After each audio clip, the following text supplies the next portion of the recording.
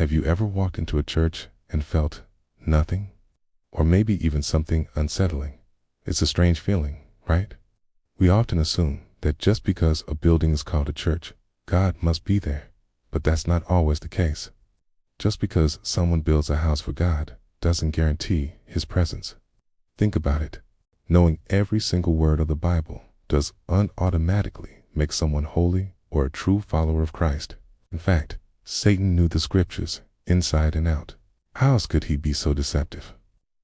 The real test of a believer isn't just about quoting verses. It's about the fruit they bear.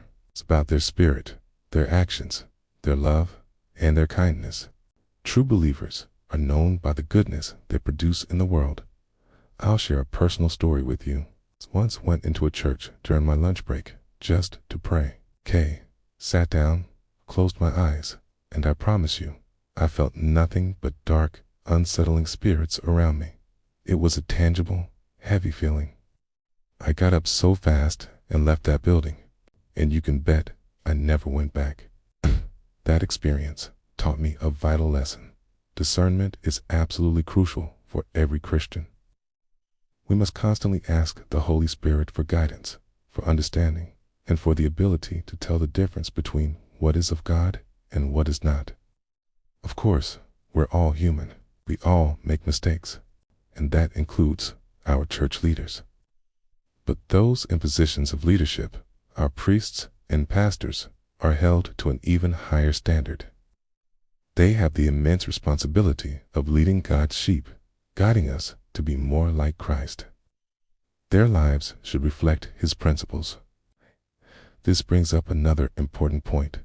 We have to be incredibly careful not to worship the building itself or the people leading it. It's so easy to start idolizing a charismatic pastor or a beautiful sanctuary.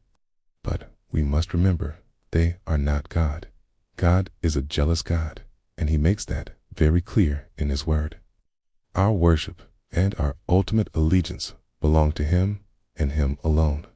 Many of us were raised in a particular church, and it's natural to feel a sense of loyalty.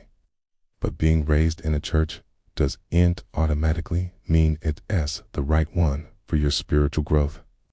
Every single Christian should be able to communicate directly with the Lord and discern if they are in the right place of worship.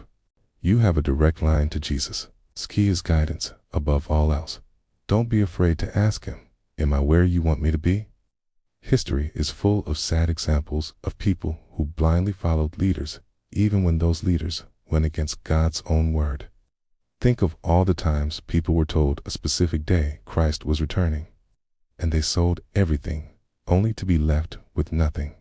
They followed a person instead of seeking God's truth for themselves. So please, let's all be careful. I'm speaking to myself here, too. The path to heaven is narrow, and it's easy to be led astray or to fall off. Let's stay vigilant, keep our eyes fixed on Jesus, and constantly seek the Holy Spirit's guidance to make sure we stay on that path. Thank you so much for watching. If this message resonated with you, please like, share, and subscribe for more content like this. Stay blessed.